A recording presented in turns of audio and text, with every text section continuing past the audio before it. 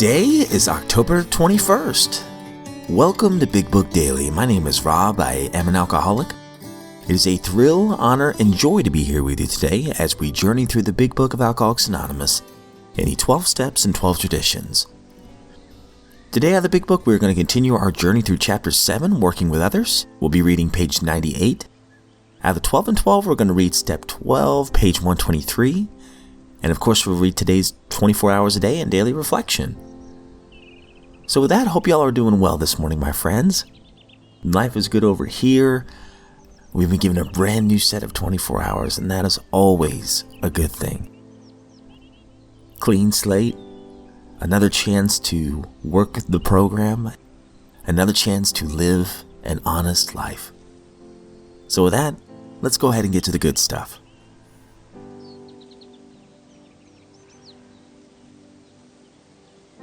Alright, if you recall from the Big Book reading yesterday, we read a powerful line right here on page 97. Helping others is the foundation stone of your recovery.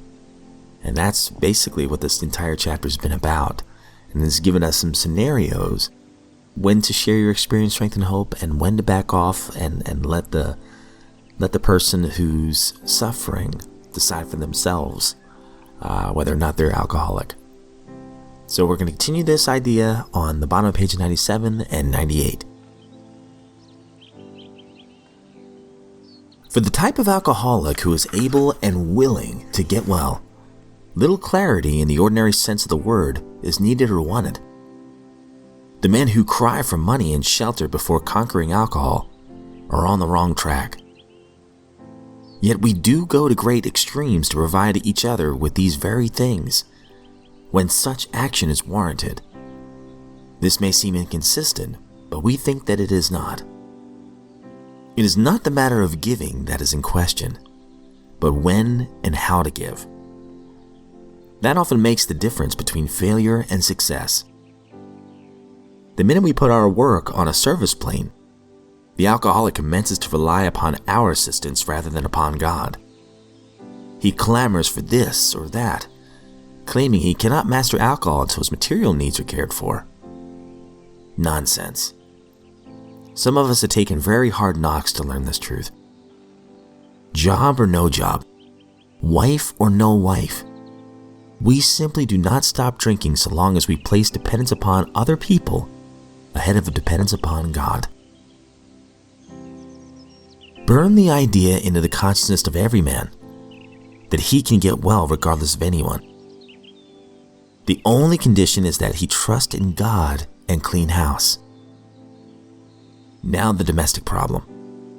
There may be divorce, separation, or just strained relations.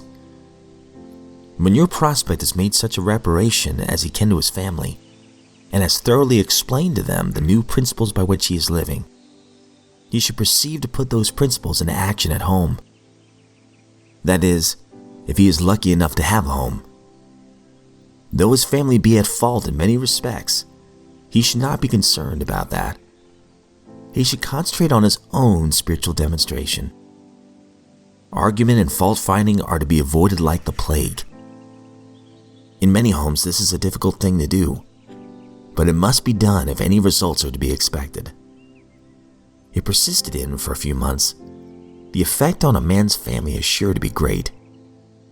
The most incompatible people discover that they have a basis upon which they can meet. Little by little, the family may see their own defects and admit them. These can then be discussed in an atmosphere of helpfulness and friendliness.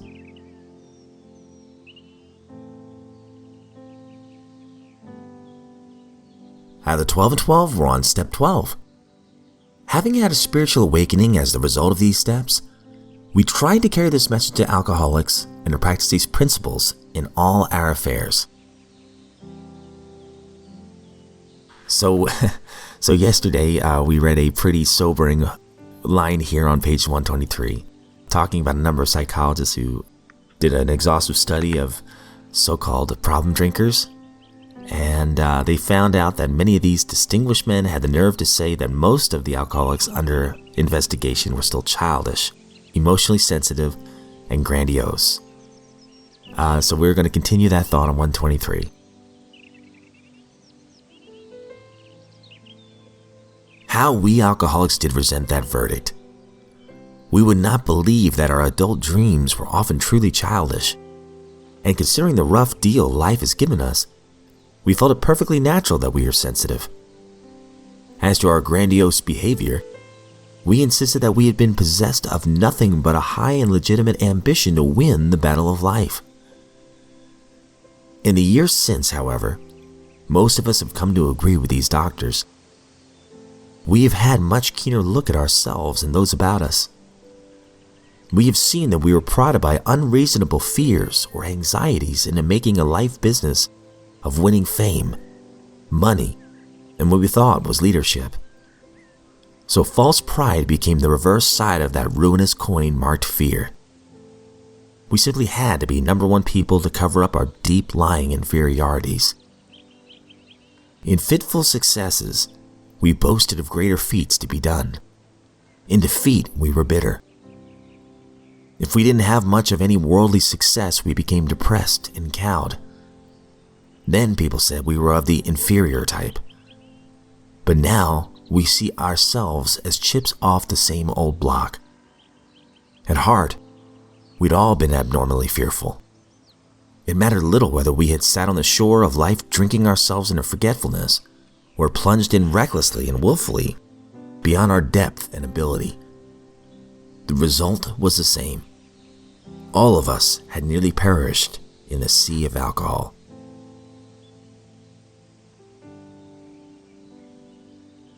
"24 hours a day, October 21st.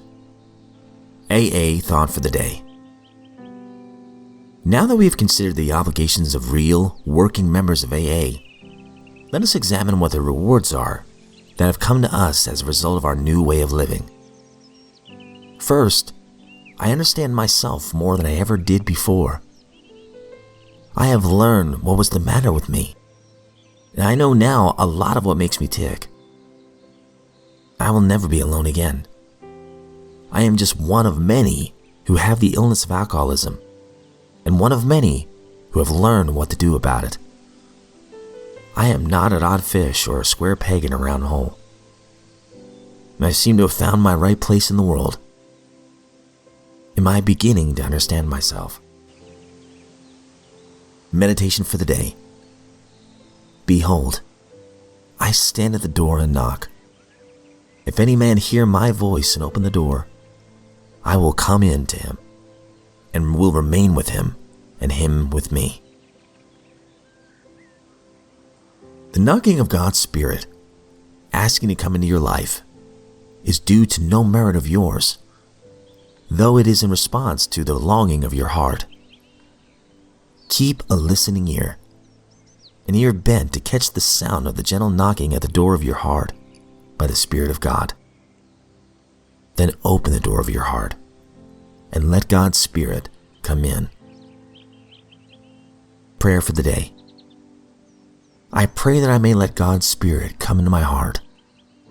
I pray that it may fill me with an abiding peace.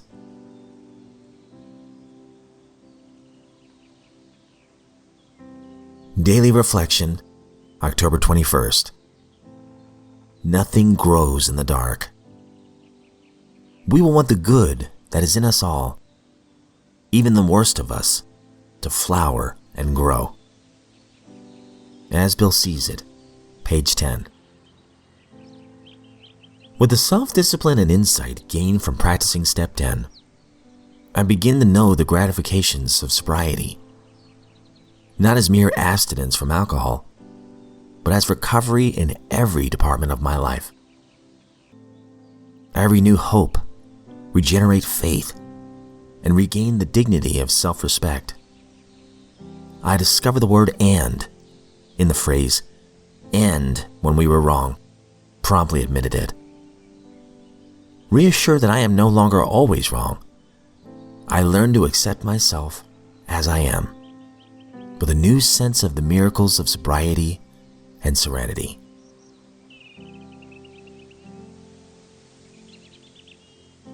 All right, my friends, that concludes today's reading. And man, I love this last reading so much. It is so true. I begin to know the gratifications of sobriety, not as mere abstinence from alcohol. See, when I came into the rooms of several fellowships, I just thought I was going to stop drinking. I had no idea all the things I would gain through the program and through the fellowships. I had no idea. Sobriety is so much more than just not drinking. But as this line says, it is recovery in every department of my life. Because for me, working the steps every single day, one day at a time, forces me to look at whether or not I'm being selfish or unselfish in every decision that I make. And for those moments I am being selfish, well, the program teaches me what I can do about that. Pray for forgiveness, learn from my mistakes, make amends if I need to, get right back on the horse, don't beat myself up, and get right back at it again to be of use to others. One of the greatest things I've gained is actually three things. It is a much stronger heart for my higher power and a desire to serve my higher power. That's one.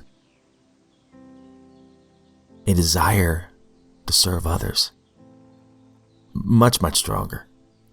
That's two. And a desire to accept myself for who I am, not who I should be. That's three.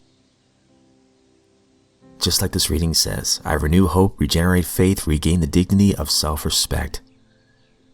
Reassured that I am no longer always wrong, although sometimes I am.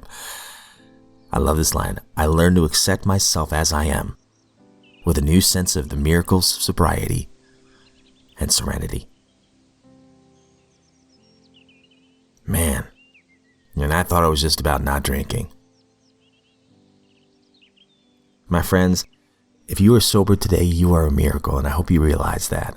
And if you're not sober, you have a brand new opportunity today to make the first decision, the first step toward your new life. And you don't have to do it alone.